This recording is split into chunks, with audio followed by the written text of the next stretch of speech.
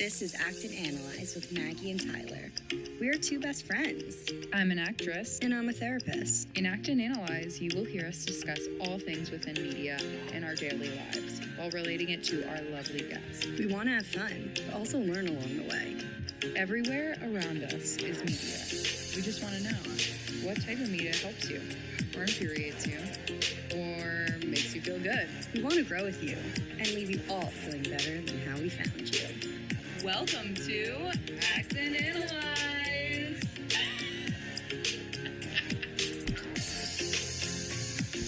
Everyone. Hi, everyone. Welcome to Act and Analyze.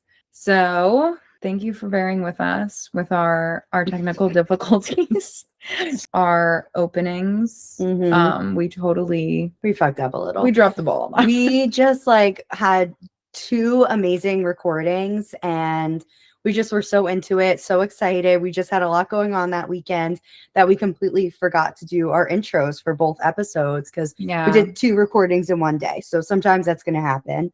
And is that okay that I said that? Yeah. Okay.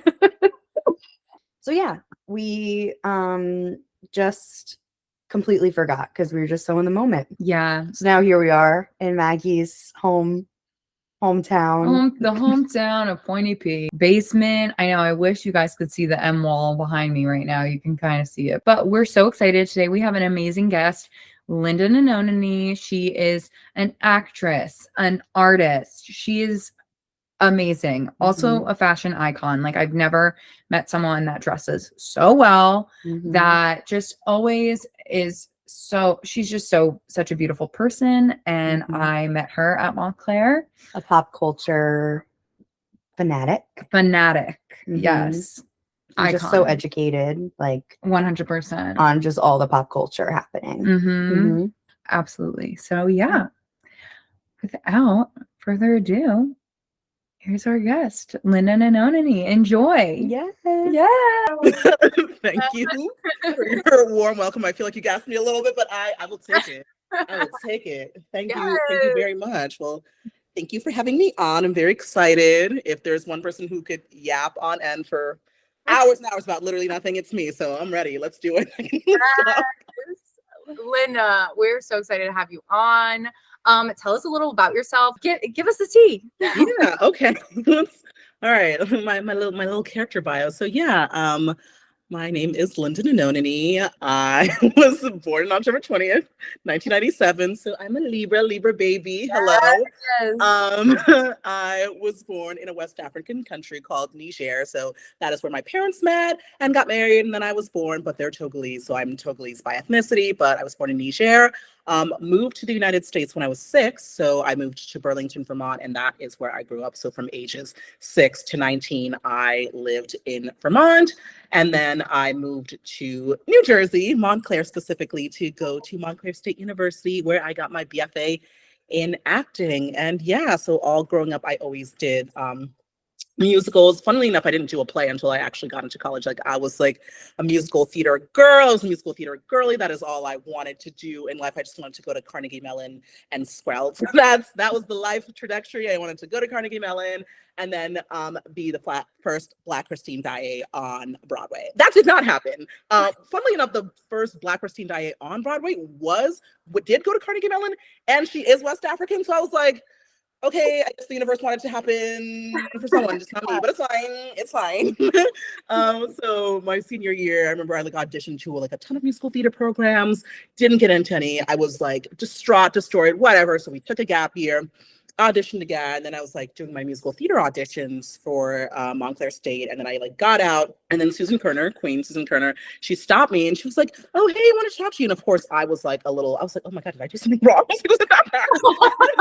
Sweet little Susan. I was like, oh my God, what's going on? And then she stopped me and she was like, oh, have you considered the acting department? And of course I'm no dummy, so I said yes, even though I hadn't. And then she's like, oh, well, great, because I would like to offer you a spot. And I was like, oh, wow. Amazing, yeah, sure, okay, thanks for letting me know. And then eventually I would accept going there, and then went to Montclair, studied acting, of course, had a great time. It was truly a lovely, great time, which is where I met lovely Miss Maggie McCune. Yes. And crazy to think that was 7 years ago, but we don't talk about I know, that. That is literally insane. I was like, Oh, Wow. I can't believe we were moving around the blank space 17. Ooh, let me tell you, we were really, we were radiating and all of that shit. But We were saying antennas up. truly. So yeah, I went there. It was like a fun, we also like kind of tumultuous time. A lot happened, but it was great. Graduated in 2021, so that was an adventure. And then since I've graduated, it's been almost been 3 years, which is insane to think about. Haven't really been acting much professionally. Like I've just been like working because capitalism is coming for me. But now been getting a lot more. I've had like a lot more freedom and availability in my schedule, so I'm starting to like get back into class. Like I took a Meisner class last year, which was really, really fun.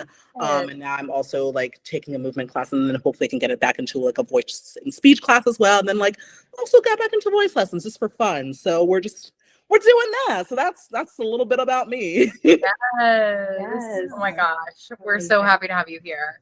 Yes. What's your favorite thing to sing? What makes you feel good? Like when Ooh, I haven't really thought much about it. Like I obviously like love a good musical theater song, so trying to get back into that. I also really, really love jazz music and like classical. That's always been like, a really fun. Like I did choir growing up too, so I would like from 4th through 12th grade I was like in choir. So I was like one of the few people who actually like loved all those like random old crotchety like Latin hymns. That was me. I was like, I understand everyone hates it, but I am living. I understand we all want to do the Glee cover of like whatever, but I was like, I love those too, but I was like, listen, give me an old crotchety church hymn and I am there. I love it. So yeah, I just like missed like just like singing for fun and like just like being in choir because it was such a huge part of my life. Like I wasn't only like in school choir, like I did like our after school like like selects choir. I did choir festivals. Like I was choired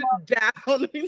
You wore the choir gown and everything. I remember I wore one of those too. I had the same thing. I was just like I was not attentive at it at all. I can't read music for the life of me. I'm a little too no, neither can I. So I need to find a little app or something to help me learn that. But it was just like fun, and it was like a big part of who I was, and like just trying to get at least a little bit back to that because I just like miss having fun and creativity because I feel like being in such a huge performing arts space for so long, both like as a child and adolescent and then straight into college, and then like you're kind of like ripped out of that where like your daily life doesn't involve that is definitely like a bit of a mind fuck that I'm like still trying to like get like around my head. I'm like, oh wow, 100%. And especially like on top of that, it was a pandemic when that all happened. So even on top of like all of that happening, it was like so much even more got ripped away from us. Because even if you were graduating in like in before COVID times, it was like,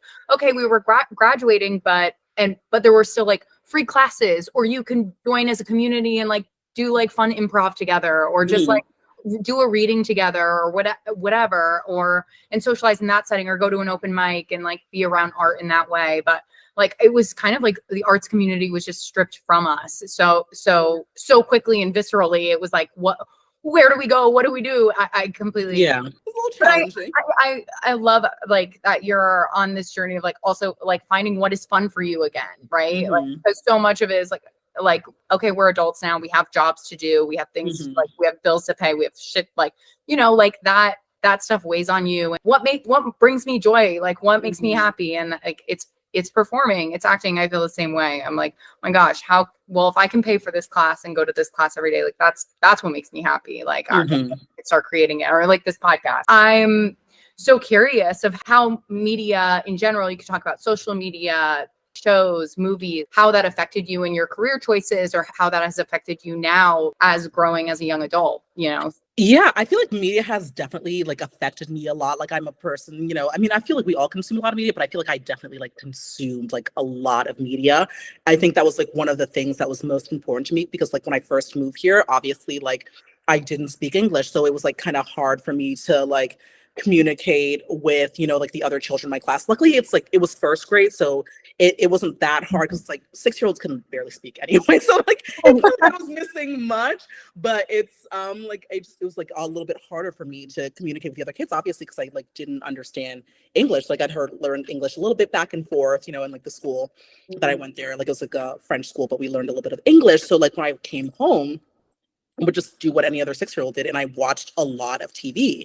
Like I would just like watch a lot of TV. And then I'm like, that's just like how I was able to learn English. I was just watch tons and tons and tons of TV because that's when I was a child. So cartoons were amusing to me, but I was like, it was like a really important thing. And that's another way of how I like managed to learn English. And then it's always been really, really important to me. Like I'd always like find really fun stories that I gravitated to. So obviously, like when I was younger, I was very much a Disney Channel girl. So I had my Disney Channel original movies. I was always ready on time for a good Disney Channel premiere. And then, or even like growing up, I always would find like stories and people that I gravitated to. So, you know, like any other little Black girl growing up in the early 2000s, like if there was like a Black girl character, I was like, that's me. I was always like Sasha whenever, you know, like Bratz or, you know, like the Black one in Winx Club, or I would watch Moesha or Sister growing up, or like That's So Raven. Like obviously I watched Hannah Montana and those other shows too, but I was like, you know, oh, like whenever there was like a Black girl character, I was definitely there for that. And then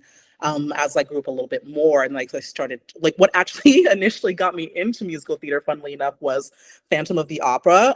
Because I also really, really love to read. So I like stayed in my local library, so much so that the librarians knew my name and they would let me take out books like you're supposed to technically have parental permission for, but they were like, oh, this is Linda, she's mature and we love her. So you can like, I can check out books that I'm reading, but it's totally fine. And my library, because it was like a gorgeous, amazing, like well-funded public library. It's called the Fletcher Free Library, and it's in Burlington, Vermont. It's like 3 tiers. It's like this massive library, but they also had a DVD section, so you could, you know, pick out DVDs. And I had like gotten, you know, a little janky laptop and I had like a DVD port. So I would go and get movies there. And like one day I was like flipping through and then I saw Phantom of the Opera and I was like, what's this? So I grabbed it, went home, watched it, fell completely in love with it, became like obsessed. Like I watched it so much, I basically memorized the entire thing. Obviously I had to return the DVD to the library, of course. So I had it. So then I would like look up the videos on YouTube and, you know, I would like watch, you know, the movie. And then of course the way the YouTube algorithm works, it would, you know, show up little suggested videos of like Sutton Foster, you know, at the 2011 Tonys or like other little things. And I started watching those and I was like, oh, this is fun. Like, this is interesting. Like I did musicals growing up, but it wasn't like as like intense or like as a thing that I want to. I just did it because my friends did it. And I was like, oh, I like to sing. I didn't have the courage to do it by myself. And then like watching that and I was like, oh no, I was like, I want to do this. I was like, oh, absolutely. I was like, nope. We're on board. So like I became like really, really like obsessed with musical theater. So like, and it just picked up even more as I got into high school. And I was like, oh, I started doing a lot more, you know, musicals at school, outside of school, in the summer. It's like, it was like a really big thing for me. So I was always just like, yeah, that like, I think movies especially played a really, really big role for me growing up. I loved to watch, like, of course, still, you know, watched a lot of rom-coms when I was a teenager, like as most teenage girls do. So I was like a huge rom-com person. I always like, you know, like loved all of those, and I would watch those growing up. Or I also really loved a good coming of age movie, so I watched a lot of those at that age. So I feel like they also had like a really big effect on me on like the media that I really like to watch or the stories I naturally gravitate towards. Like I feel like movies and TV have really especially shaped a really big part of me media-wise. It literally sounds like media resonates with so many ways and literally lives like within your soul. It sounds like it's such a big part of who you are today, just from it helped you learn English to you spending so much of your youth in the library. So books resonate so much with you. And then finding your passion for theater, your love for books. It just becomes like, it's such a huge part of who you are and what makes you you and your passion. Oh yeah, absolutely. Thank you so much for sharing all of that. Beautiful journey of like what led you here today. Yeah. What's your go-to rom-com? Ooh, God, I have so many. I feel like this, I don't know if this technically counts as a rom-com because I feel like it's both and also like the coming of age drama or like movie a little bit, but Uptown Girls with like Brittany Murphy and Dakota Fanning. It's like one of my favorite movies of all time. I've loved it since I was like 9. I was like, I absolutely adore that movie. It literally like I weep every time. It's like, it's so affecting. It's like one of my favorite movies ever. Oh my God. I also really love, does it really count? Again, it kind of borders, but Angus Thongs and Perfect Snogging was like Oh, one of my favorite iconic. movies. When I was little, I would watch it all the time, and it was on So- Nickelodeon. I was obsessed. Obsessed. I loved it so much. I would see the Literally. trailers like during Degrassi. I'd be like, oh my god, I can't. I wait to couldn't wait for that premiere. Let me tell you, I was obsessed. And I was like, oh my God, not her speaking to me. I was like, why is this my life? Why is she me? I was like, yeah, real. Of course, another one. Again, I don't think, again, not really a rom-com, but yeah, this, of course, Pride and Prejudice 2005 is literally the love of my life. Undying passion. So my sister, that's her favorite movie, Pride and Prejudice. Have you been able to watch Succession? I have not. I watched like half of that first season. I remember seeing this. I was like, oh my God, not Matthew McFadden. But I was like, I remember I watched that first half of it. I need to go back and rewatch more of it. It looked so good and it's so interesting. So I like need to get back into that. Yeah, so many really good HBO shows, but I was like, oh God, do I want to pay for HBO Max right now though? What was your favorite? You brought up the Disney movie premieres, which like that was my shit. The Disney premieres. Hello. You ever like? Did you like watch it with people, or was it like a ritual you did on your own? Like, because I remember having like little parties for it. Nice. Mine were always just like at home because I feel like they were either like during like the school year or like definitely like during the summer. So like everyone was gone, but I definitely watched a lot of them like alone. But I was so into it. I was like a High School Musical girl. Like I loved Hannah Montana so much. I was thinking about it the other day. And I was like, I literally had like Hannah Montana sheets. My mom like because she knew I literally like got me Hannah Montana sheets. I had Hannah Montana t-shirts. I had a watch. I had the button pins. I like. That was but I feel like my favorite ones, I would have to say, obviously, the High School Musical series. Like nothing was topping that. It was nothing. Listen, the children today don't understand. They don't understand that it was a real thing. It was a real thing. Everything. Like, no, I remember writing Mrs. Zac Efron like all over my notebooks in 3rd grade. It was that serious. It was that man was going to be mine. It was that serious. I wanted that man. Like it was. I like loved those. Oh God, what was some other ones? Like I feel like I also really like Jump, and that was a good one too. That was a fun one. That was a fun one. That inspired me to double dutch. I was like, I was like, wait, do I need to start learning how to jump rope? Because I was like, wait, no, I need to learn how to do this. Like, I remember I went to go see a High School Musical in theaters, like with my friend. Yes. And I remember sobbing at the end. I was like, oh my God, I'm going to college. I was so emotional. I was like, I'm 10, breathe. But I was like emotional. Like I had to go see it in theaters. Like it was a thing. I think I saw it twice or 3 times. Like that might have been like the one movie I've seen like 3 times in theater. It was so good. And of course the Cheetah Girls, like that was amazing. I was always Galleria with my friends and I would play Cheetah Girls because of course. Yes. I was a Galleria girl. But yeah, I loved like Disney Channel original movies because it's like they would like you'd not only get the movie, but you'd also get like a fun song. So I was like, yes. I think that's another reason why like my love for musical theater like started because I was like, we're singing and we're dancing in a movie. Girl, count me in. Absolutely. I loved. Oh my gosh, I loved it. I do. I think it definitely had an influence on musical theater for me too, because it also made it so fucking cool. Like it did. Like when Zac Efron is literally running in a circle around that locker, I'm like, oh no. Yeah, it was, and it like fed perfect. I feel like we were at that age where like it fed perfectly into it because it's like as we were like getting out of like the Disney Channel era and we were growing up a little bit, we were like, boom, there comes Glee, and I was like, oh great, so it doesn't have to stop. It just kept going. Now we just moved to like more like adult or more mature themes, but we're still singing. I was like, that's great. All the other one. I was like, this is perfect for me. So yeah, so I was a Glee girl. I was a Gleek. I don't care. I had a good time. Oh yeah. Tyler and I were like Gleeks. No, I was obsessed. Watching it over, I like tried to watch it again during the pandemic, and I like had to stop because like that whole Lee Michelle thing popped up, and I was like, I need a break from this. But I remember watching that first episode, and I was like, yeah, this is very of the age. This is very 2009 because you could not absolutely get away with any of this today. Like, or like most of this. I'm like, yeah. Oh my God. But it was the 2010s. It was the 2010s. It was. Oh my God. It was a wild time.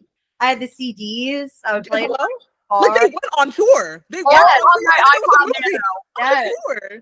No, listen, everyone can pretend like they hate Glee nowadays, and that's fine. But I'm like, let's not act like they didn't have impact. Yeah. like the celebrity guests were like amazing. Every time Kristen Chenoweth showed up, I was like, I knew I was gonna get like a phenomenal vocal performance. 100%. Like, listen, we can all talk what we want about Lea Michele, but we can't act like that girl can't sing down. Let's be real. The girl is talented. let's be correct. Everyone was amazing. So I was like, I think I watched like a YouTube video essay about that. Those are like my guilty pleasures. I love a good YouTube video essay. But they were talking about like how media today, or like especially movies and like TV shows, it seems like there's like a little bit like less fun or emphasis on fun. Like I understand it, like we're all trained, most people, let me stop, are, you know, trained and they're like, oh my God, I'm so realistic, like that Jeremy Strong and like Succession, everyone's like, oh my God, method acting, like da da da, like that's great. But I feel like some of shows like don't have as much fun in them anymore. Like there's just like not campy, just like random hijinks. Everything's just like, oh, look at us, we're so serious. It's like, oh, Euphoria, it's like we're addicted to drugs and like that. And I'm like, okay, like listen, and I love Euphoria, but I'm like, we don't really have like fun shows anymore. It feels like everything is like so dramatic. And I'm like, real life is already dramatic enough. Like I need something a little bit like, I know. I was like, we can't listen. And I love high art. I love high art down. Like I am a Shakespeare girl. Like I love a good classical, like, ooh, like look at us in our high vocabulary and our like, But I'm like, but it's like I also need like a little bit of fun, like something deeply unserious, and like, like, just like a little bit of that, because it just feels like everything, it's like a little too serious. And it's like we can't have every network and every show like be like, oh, like thriller, drama, like da da da da. And I'm like, that's great, but I'm like, every once in a while, can we just get something like a comedy? Right. That's like more than 8 episodes, like a little bit of hijinks. And I think that's the reason why I started like also watching K-dramas a little bit, like in 2020. Like I've fallen off a little bit too, but it's like, it's gonna be like a serious dramatic show, but there'll be like random hijink moments. You're just like random shit in the show, and you're just like, what is going on? But it's like fun. Yes. So like in the middle of like the high drama, there can still be like a little bit of fun. So it's like we need to sparse that out a little bit, because I'm like, we just need like just a little bit more unserious television and like unserious movies. And like I think that's another reason why everyone was talking about how like they like loved the Barbie movie, and I was like, yeah, girl, because it was fun. We had fun. It was like, ooh, like I haven't seen Oppenheimer. I'm sure it was great. I'm sure the performances were phenomenal, and I will watch it one day. But I'm like, it's a movie, just to like have fun and get dressed up, or just like enjoy the movie. And I'm like, sometimes I just like want to watch a movie. I don't want to have to like, as much as like I'm a history nerd as well, but I'm like, I don't want to have to like go through the History Channel and then read a book and then do like a background story and a background check. And I'm like, girl, can I just like go watch a movie about dolls and like maybe like have like a little bit of seriousness about like feminism and whatnot? But for the most part, it's like a fun movie. You can get the message for the most part. Like it doesn't have to go that deep. We don't have to be like, ooh, we're gonna like deep and introspect, and the movie's like 3.5 hours. It's like we need I feel like we need a good balance. Like I love both things, but I feel like there's like a time and place, and I feel like we've gone way too far. And I was like, we're not really having hijinks anymore. Like it's like hijinks. I'm like, that's what HBO is for. Like, keep HBO doing that like serious shit. Like, let's get some camp. Like, let's have some fun. Like, I completely agree. It's so interesting to me that Ryan Murphy created Glee, right? Yeah. And American Horror Story. And like, he's just all over the place. Yeah, he is. He's all over the map. That's one thing I haven't watched though. Like I scare really easily, so I can't really do horror. Like that true crime, like murder mystery. I'm like, shout out to you if you love it, but I can't. I'm too much of a paranoid person. Does it stop me from like wearing my headphones at night? No, but still, I'll just be like around, just like headphones on full blast at night. I'm like, this probably isn't a good idea, but hey. What are you listening to in your headphones? Oh God, I really, of course, like I will always be listening to music. Like I have a playlist for literally anything and everything. I also, of course, love a good podcast. Like recently I've started listening to audiobooks, which is really interesting. I didn't think I'd be like an audiobook person, because it's like I prefer to really read my books. Like I just like to have a physical book with me. Like I don't really like reading things, especially on screens or like on tablets and stuff like that. I was never like a fan of like trying to read like plays and stuff on screens, but like recently though, audiobooks have been like kind of fun. What audiobook? I don't know what possessed me to do this. I had recently, I don't know why, had rewatched the Twilight series. Why? I don't know, but I had rewatched the movies. So I was like at work and I was like, okay, whatever, let me just go ahead and like re-listen to these books. So I was like, I'm here, so whatever. Like I listened to the book again and I was like, wow, what an adventure this is. I was like, this is really a time in all of our lives. So like I like listened to that. I realized apparently there's like a new one out too. So I listened to that one. Nice. Yeah, it's called Midnight Sun or something. It's like from Edward's perspective. It was great. It was crazy. Yes, Maggie. So I listened to that. So I was like, wow, this is an adventure. So I'm like listening to that. re-listening to Outlander because I remember I watched the TV show briefly when I was like in high school and like I didn't finish it. So I was like, oh, okay, let me start listening to that now. So I'm like on book 2. So it's like nice to just like have that in because it's like I'm trying to get back into reading because I used to be such a big reader, but like I swear my attention span has gone to shit. So I was like, okay, I'll do that a little bit and then also try to get back into reading a little bit more. But yeah, that's what I do. And so I got it's called, put everyone on. It's called Libby. It's this app that I love Libby. Hello. Oh, I love Libby. Obsessed. I was like, listen, because one thing about me is like I will spend money on books that I'm not reading. So I was like, girl, let's just do this for free. Please stop spending money on these books you're not gonna read for 6 months. So it's nice. I got it in here and I can get my little audio books. I'm like, this is great. Oh my God. I do wish there was more of like a collection of like plays because I've been trying to look for like new monologues and stuff. Yeah. And like, I just want to read these plays. Like I can't buy them. Right. Listen, no one's trying to buy 5011 plays. It's actually insane. And like all the plays they usually do have, it's like not really newer plays. And it's like, okay, girl. Yes. I feel like we all have, the Shakespeare collected works. We all have our Arthur Millers. Like, girl, we need plays written in the last 10, 20 years. Yeah, that's the only thing that's lacking. Listen, let me tell you, everyone hates plays. Listen, maybe this needs to be my new like life's works. I will make plays cool again if that is the last thing I do. Yes. Because the girls don't like plays anymore. Like I understand it. Like it's hard. Again, everyone's like attention spans are like shot or whatnot. But I'm like, if you can sit through a movie, which people can barely do, listen, I am guilty of it too. I will, put on a random movie on Netflix and be on my phone. But I'm like, people standing live in front of you talking like that's not interesting. Like you need a song in the middle to really like keep you intact. I know. Like, again, I love musicals too, but I'm like something about like a play. Let's just talk from start to finish. It's a movie in person. What could you want? Like, I think that's fun. That's fun. I don't know. Maybe I'm just a nerd, but I feel like it's interesting, and so it's like, but people will just like.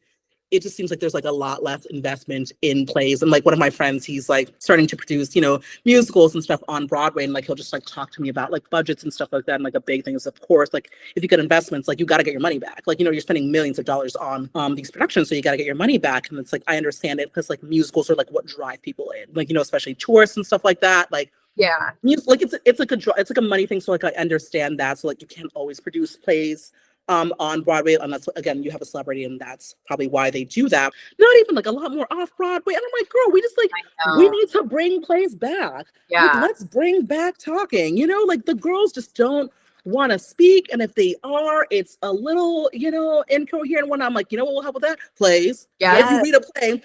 To be able to do a play, like obviously it's like just speaking, and let me go on like a side little. Let me pull over and rant a little bit. But like the way that people don't quite understand the nature of like one being an actor and also like doing plays is like how much work it goes into it. Like I think when like all the strike stuff was going on and people were like, oh well, why do we need to pay all of these like rich celebrities to like da and do this, that, and the third? And it's like, okay, one, you don't understand that everyone isn't a rich celebrity, and this is mostly about the people who like are regular working class folks who like need this money to do all of these things.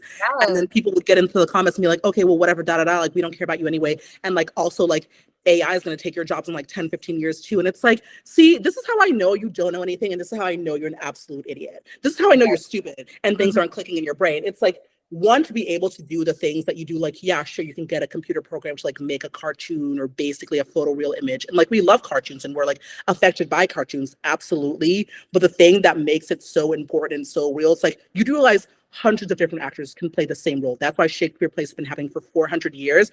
And that's the most important and beautiful thing about it. But it's like, yeah, 400 people can play Romeo. But the thing that makes it so special and interesting is how you play Romeo. The choices that actor A makes are not the choices that actor B makes. So yeah, you can be like, oh, I'm going to input this little thing into an AI. Great. But that doesn't have the subtle nuances of like a real person's performance.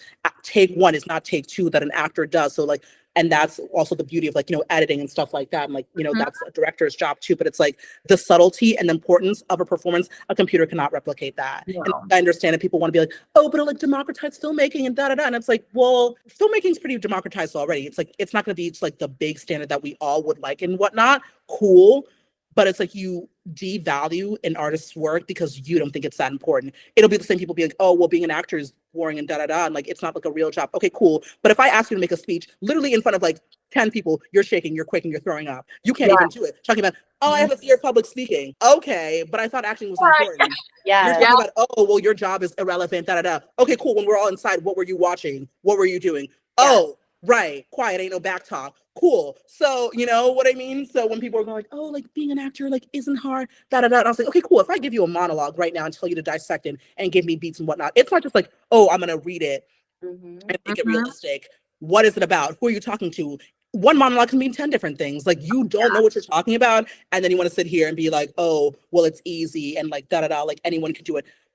Oh, cool. If anyone can do it, you do it right now. Do it. Right. You can. Okay. Or like when people like just devalue certain like art forms, are like, oh, well, like, you know, ballet, like da da da is so easy because like girls do it. It's like a girly thing. And I'm like, I promise you, get in a bar right now and you're not sweating and crying. Yeah. You know, like those funny TikTok videos when like they're like, oh, bringing my boyfriend to Pilates, and you think it's like they're like, oh, and like at the end the guy's like, oh, I didn't think it was gonna be so hard because you know like, girls do it and da da da da, and you see all these girls in, like their pink outfits and whatnot, and you think it's gonna be easy, and we're like what 2 sets in and you're shaking. Okay, you don't know what you're talking about, so be quiet. Like no one's saying you can't have critique. No one's saying like obviously there have been some shitty movies and things that come out. That's fine. We can have critique and we can talk like that. Just saying just because someone like made something doesn't mean we have to be like, oh my God, you're an artist. So like that was amazing. Obviously we can have critique, but critiquing the art form itself when you don't know anything about it, when you can do it to save your life, I'm like, perhaps less from you. Yes. Perhaps less from you. I don't know. Perhaps I don't want to hear about art and acting from some random tech bro who's like, oh, but we're gonna like save money and like people always go at it as like such a like a malicious way too. And it's like I understand it, like maybe you didn't feel like following your dreams, but like the way in which people like take glee out of it is a little bit weird. They're like, oh well, just watch out in 10 years, your jobs are gonna be obsolete. You're not gonna have any jobs. Ha ha. And I'm like, why are you rejoicing? Like, why does that make you happy? Like, already you always talk about like, oh, artists, you're not going to make any money. Like, it's like you're already joking about that. So now we're going to make even less money because we won't have jobs and you're happy about. Like, what is wrong with you? Like, why does like people like losing their livelihoods and something they're passionate about makes you happy just because you're working at a crappy job that you don't like? Then like, girl, no one's stopping you. If you want to go paint a picture, if you want to go be in a play, go do that. But people having the bravery to pursue what it is that they want to do, and then you see that and you're clearly jealous, you're bitter, so now you're like taking some sort of like a rivalry and be like, haha, you want people to do that too, so now we'll all be miserable. Like, girl, we've been doing art since the dawn of time. Money or not, true artists will figure out a way. So I don't know what you want from me. Anyway, end of little rant. I'm obsessed that we pulled over on that moment. It's just everything that like needed to be said. It's so perfect. What makes acting so interesting is what you bring to the role. So it's like, and a computer can't fucking do that. A computer can't generate that. And like half the fun of experiencing art is it's like, obviously, like we all do it. You go see a movie, you go see a play, and you see like who's in it. You're like, oh my God, I want to hear more about this person. Where have they been? Like, what have they done? Like, you want to like, you know, consume more of that. Like, you want more of that connection, like with the artist. It's like, okay, cool. AI program. It's going to be like, okay, cool. Some random person made this.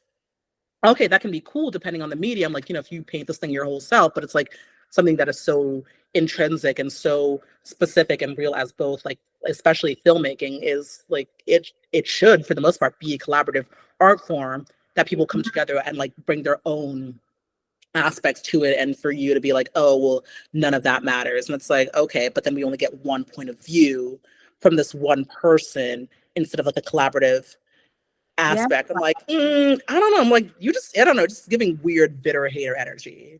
Literally envy and bitterness and it's just weird. Like I'll just like go through comments and just like people they just seem like really like just like joyful about like the aspect. They're like, oh yeah, like it's gonna be, your guys are gonna be so irrelevant. Like, haha, I can't wait for the day when we get rid of these stupid actors and that. And that's like, if you don't want to consume the work, then don't consume the work. If like, I get it, like celebrities can be like annoying and like weird and whatever. So it's like, but no one's forcing you to engage with it. Like no one's like holding a gun to your head and being like, go on Sydney Sweeney's Instagram and see what the girl is doing right now. It is hard to do art professionally if you do not have the money like that. So why wouldn't you welcome more perspectives or even allow for more programs that would allow people from more disadvantaged backgrounds to get in? Like, why wouldn't you argue for that? So you could maybe have a chance to do what it is that you really want instead of being like, well, I can't do it, so no one should. And it's like, okay, you sound like a upset toddler. So you're gonna like destroy, you know, the blocks that everyone like build a structure out of it because you didn't get to play with the blocks. Like that's it's crazy. I completely agree. Yeah. And the hypocrisy of them hating on it and shitting on it as they're consuming it. Right. Like, they're the first ones to be consuming all types of art and not even pay respects to the people who created it and are giving it to them. My question for you is, with all that and how have balanced your life, because like it's crazy. Artists, it's so hard. What's your opinion on social media? How do you handle social media? Do you like it? Do you feel like it's a tool? Do you feel like it's hurting our society in a lot of ways. Yeah, I just want to know what your take is on it. I think there's like a balance of it. I think it has like both its good and bad. Like obviously, like I love social media. I'm a little bit addicted to it, so that's the. I'll just like randomly take social media breaks. It's not like they're scheduled or like they're planned. Like the first time I think I took one, it was like the summer of 2020. Like I was like, I could not do it anymore. I was like, I can't. I was like, there are too many dead Black people coming across my page right now. I was like, I can't do this. So I just like I was gone. I think it was like for 3 months. I just that whole summer I was like, I was gone. I was like, I didn't know. I was like, I didn't even know what I did, but I was like, I'm not on it. And then randomly, intermittently, I think also like last year towards like the end of the year, like the beginning of the year, I was also gone for like 3 months. I just like didn't use it. I was just like, I'll like get these feelings. I'm like, you know what? It's time for a little break. So like I took that. And then I think like the one that was like also sort of kind of planned was like near around my birthday. I was like, okay, I think I'm gonna like take 6 months off from social media. Ended up being like a little bit shorter than that. It ended up coming up like it was like 4 months, and I was like, it just like comes to a time where I feel like I'm like consuming like too much of it, or like it's starting to affect me, where I kind of feel like I have to take like a break. One, I just feel like I'm like on it too much, or like I feel like it's just like weighing on me, like things that are happening, or just like things that I'm seeing. So it's just like I'm like I will be good for like a pause. Just like, all right, cool. We'll come back when we come back. But to that point though, like I feel like there are good and bad points of it, because I feel like people are always talking like, oh my God, like yes, like social media is like interrupting our focus and like our communication and like how we go ahead as humanity and society. But I also feel like there are net goods of it. Like there are people who have, for whether you think they're deserving or not, there are some people who aren't. Like people have made their careers out of social media. People have like found ways to like share their viewpoints, like find ways to like share again their art and other things like that. And obviously it's been useful again, like like that summer of 2020 when people were able to connect with each other, share protests, or even like now people are sharing like what is going on globally. Like it can have its goods and its bad, but I feel like, to me, I feel like the good outweighs the bad, because it's like the way you can easily show people what is going on, that it's not manipulated or filtered through certain things where they can be like, oh, well, these people are lying. Oh, well, you don't have proof of that. It's like, well, you can't say we don't have proof of that when literally the entire world is watching this, or like watching whatever it is that you're doing. So I feel like for me, it is like a net good. And I feel like it's sort of kind of within reason up to the individual to kind of decide how they decide to engage with it. Up to a certain point, like after, of course, like when you're like an adult, like it really should be incumbent upon you to decide how you are going to engage with it, like what negative things that you can steer away from, and how you can, not get caught up in things. When it comes to children, obviously, and like people who are younger, there's certain things like we need to find a way to figure that out, because of course, like children are online, and that whole thing that was happening, like with the Sephora kids, and it's like, yeah, it's like a joke, but it's also, things are very serious, or like, like little boys and like that weird like red pill pipeline and just like all of that nonsense. Like impressionable children, like they're seeing these things and they're like, oh, well, this is what adults are doing. Or like, I think this is funny. Like, this is what I'm going to get into. Like, I'm not talking about them. I'm talking about like as an adult, like it is really incumbent upon you to decide like what you are going to consume and how you're going to let it affect you. But this idea that, like, oh, we should like shut social media down, or like, we should get rid of these things because it's like, oh, I feel like it's harming society. Then it's like, we need to find a way to like make society better, or like find ways like to integrate without going ahead and cutting off a tool. Like I feel like that is a tool that is useful. I'm like AI. I feel like this is a tool that's actually useful for society and for people. And it's like it's done so many positive things for so many people. And I think we just need to find a way to maneuver out of it. And the things that are harmful are caused by adults, usually to other adults, and you need to like as an adult like find a way to like scroll past that. Like, yeah, I think what you said is super important. There's so many things in the world and in our society that are out of our control, but something that is in our control is how much we engage in social media. Do you have the control to shut it off, especially when it's showing things that are triggering and psychologically upsetting you and are traumatizing? We are able to turn that off or delete it, where maybe we are consuming it in the real world, but that social media is something we can choose to consume or not consume. And taking breaks is super important when it gets to a place of being too much. It sounds like you have a really good balance with.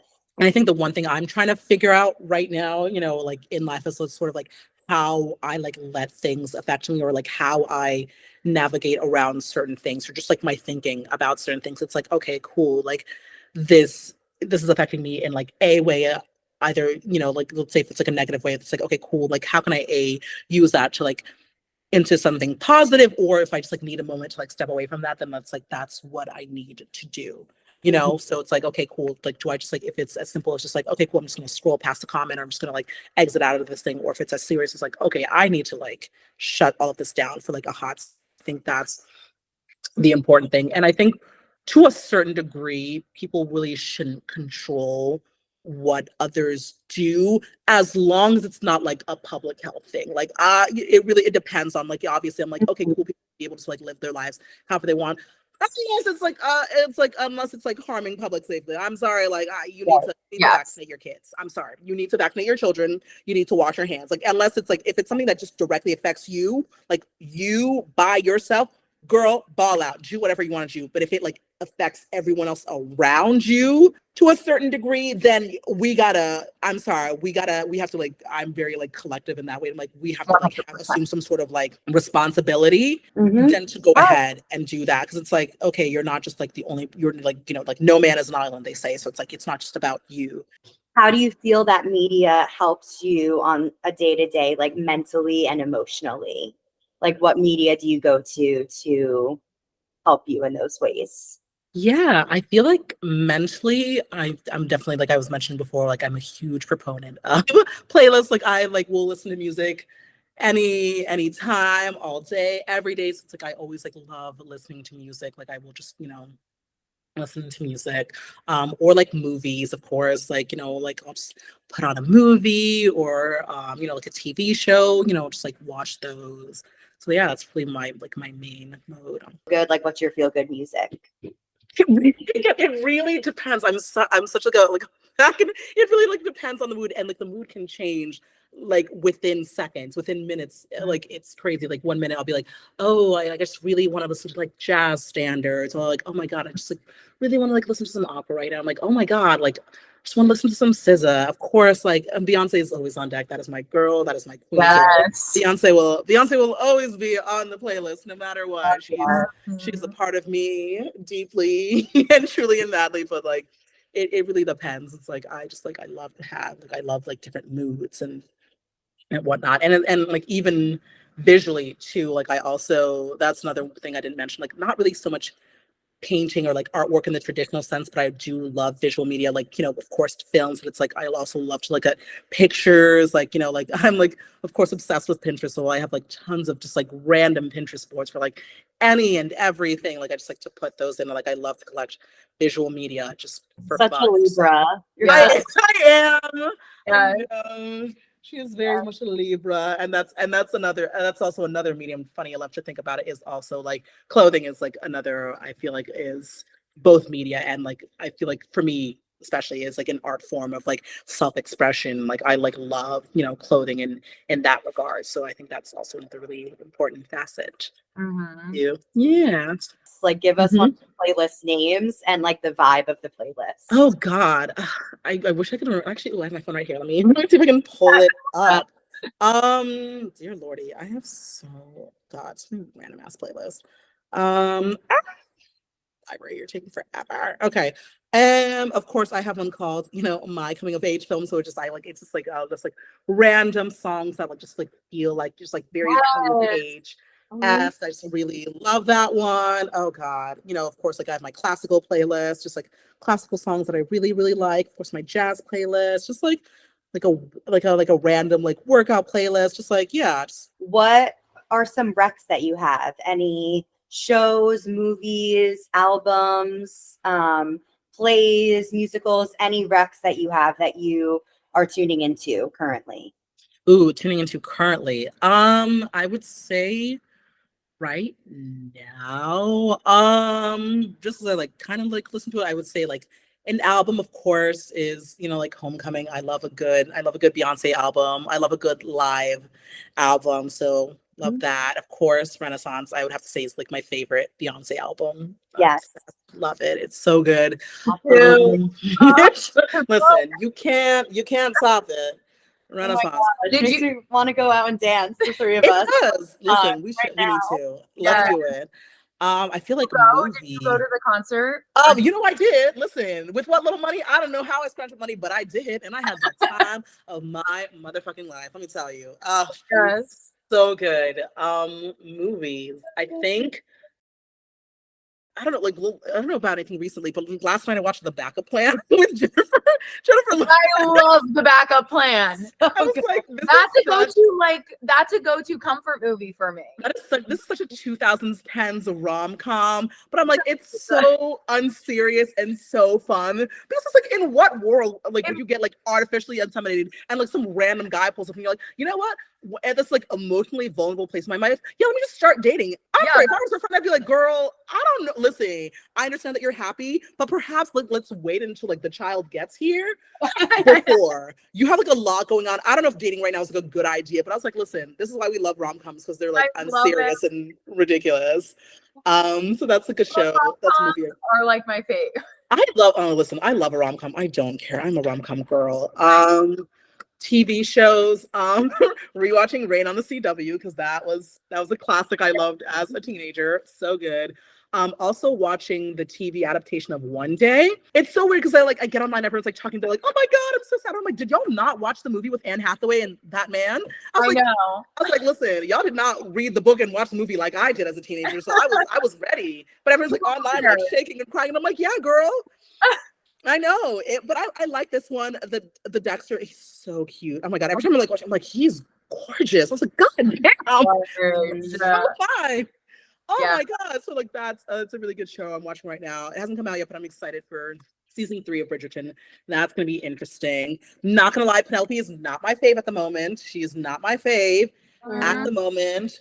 I agree. Don't really live for Colin that much, but but listen, I didn't like Anthony either at the top of season 2, and look at that. So look at that. I know. Let me tell you, they get to writing in that writer's room, so I'm excited.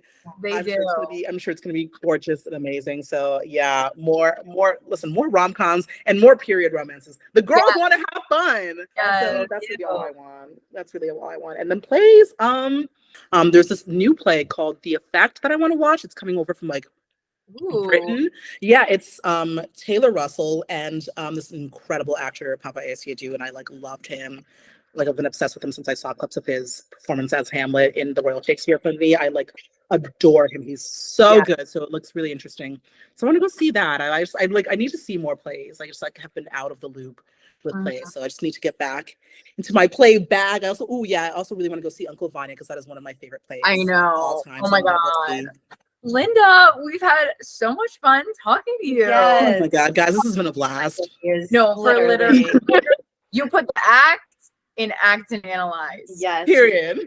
You sure did. Yeah. So thank you. Where could people find you? If you want to plug your socials, you can. Oh my god.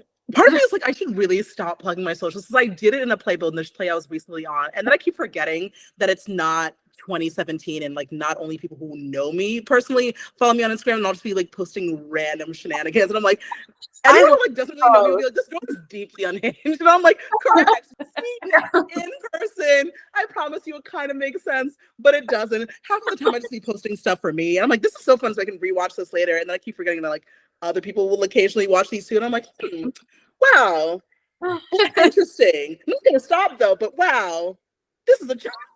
So if you want to follow my random shenanigans and whatnot, maybe one day I'll like actually post professional things and not just like, random Beyonce memes. You can follow me at Linda Nenonene on Instagram because I think I'm the only Linda Nenonene. So follow me. Amazing. Have a good night. Yes, you too. You too. Alrighty. Bye. Bye. Welcome to Maggie's Media Munchies. Yum. Yummy, yummy. Yummy. So, in the spirit of the romantic comedy moment, I have a rom-com for you all to watch. It's called About Time. It's one of my favorite romantic comedies. I think it's so sweet and so endearing. Rachel McAdams is in it. Classic. And that's rom-com girly. Yeah, rom-com girly. And she really pops off in this one. Mm-hmm. She really does. And then there's like, of course, like a sweet grandpa You don't get a sweet grandpa rom-com moment enough. I love sweet grandpas. He's a sweet grandpa, and the son is really good in it. I can't remember him, but you guys would know him. He was in Black Mirror. He was that tall ginger. Oh yeah. He's good. He's cute. Mm. I just think the story is great. I think it's so beautiful, and that pairs really great with a caprese salad. That movie, like, watch it, sit and have a caprese salad. Get your tomatoes, get your mutts. Yes. Drizzle the balsamic vinegar. Yes. The basil. The fresh basil. the basil. You're gonna feel classy. You're gonna be like, oh, I'm living in their moment. It's reminding me right now, you kind of go through all the seasons too. Now we're in a moment where, like, if you're in the Northeast, it's like fucking hot one day, cold the other day, pouring rain, flooding. It's crazy. Watch About Time with the caprese salad. Yummy. Do that for you. And then my less class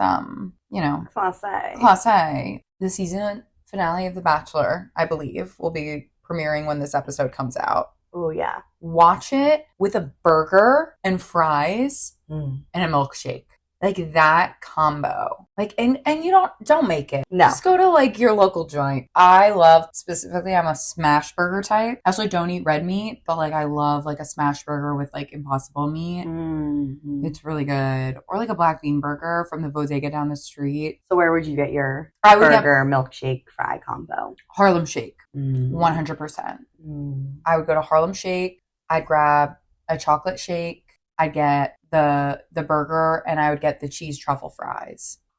Their truffle is truffly. Yes. And I love a truffle that truffles. Yes. And then I would just eat it while I watch this beefy man pick his woman. He's so cute and beefy. He's cute. He's so cute. You need a beefy in the best way. Beefy burger for the beefy bachelor. He's like the best type of beefy, not like the weird beefy. No. It's like, he's a kind beefy. he is. My prediction is he's going to go with Kelsey, I think her name is. Really, from New Orleans. I really want him to choose her. I really want him to choose her, I too. really do. Her dad? Her dad? Hot. I love all of them. I know. And I thought all their families were great. All of them had such great families. Yes. Even Maria's family really surprised me. Yes. I thought her dad was going to, like, come in hot. The best was the Godfather music in the background. Godfather music. Anyway, get yourself a burger, get yourself a milkshake, get yourself some fries, the skinny kind, the little tiny ones that are just made of, like, the shoestrings. Shoestring. Mm-hmm. Go watch The Bachelor. Go watch Joey. Oh, startled me. Welcome to Tyler's Take Care of Yourself tip, where I give you a tip to take care of yourself. yes.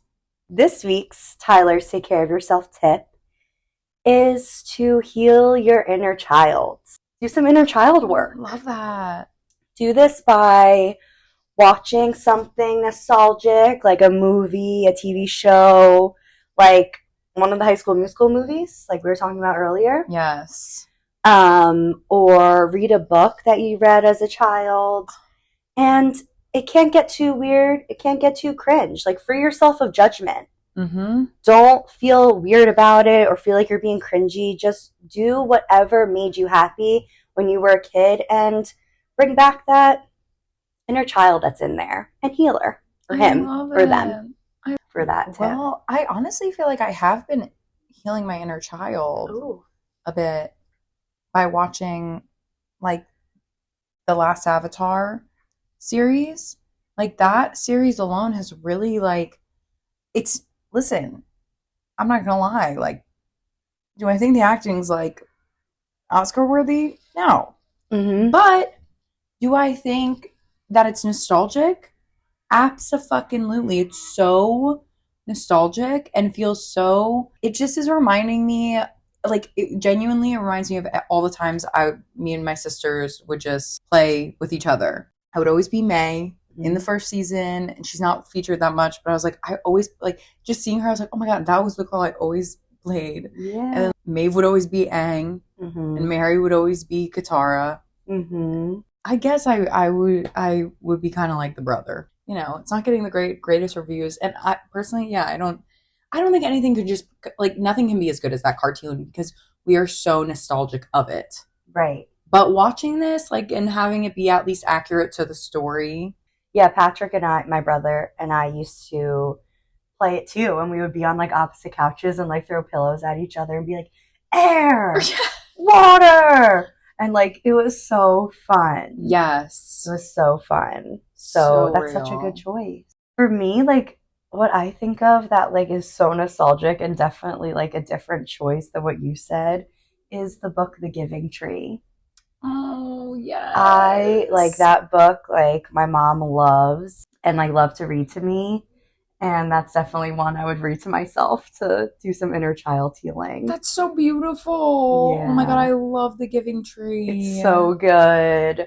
If you're listening and you have kids, or if you just want to read it yourself, it's humbling. So I think take some time to read The Giving Tree. Yeah, read The Giving Tree. That's my Tyler's Take Care of Yourself tip for the week. Welcome to Cravings Corner. What are you craving? What are the vibes?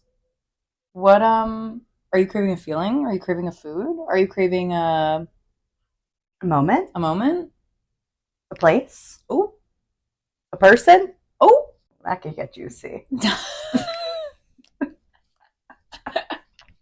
Yes. Zyla, what are you craving? I am craving a classic Jersey Shore special. Ooh, give it to me.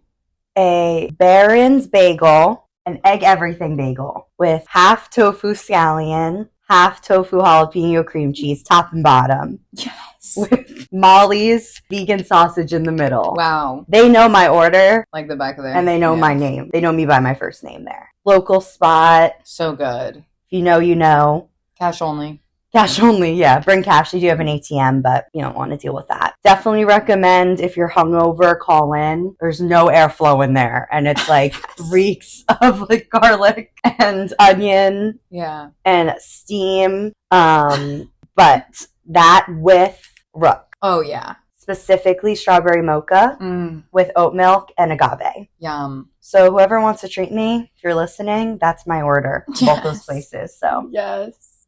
Note that. I That's love my that. craving. What are you craving? I'm craving Peeps. Oh, I'm craving Easter. I'm craving Easter. Yeah, I'm talking about Peeps, the marshmallow covered in sugar. Not people. Not people.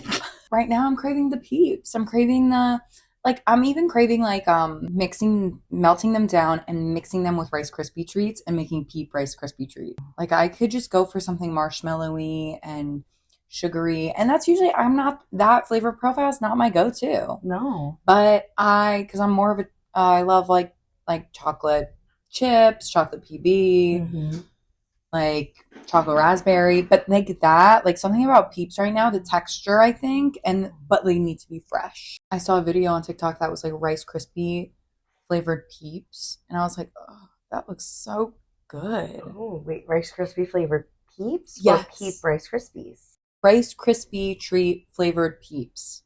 Wow. I know. I also love the Peeps, the little like dots on their eyes. I think Peeps are really cute. They're too. so cute. They're so sweet.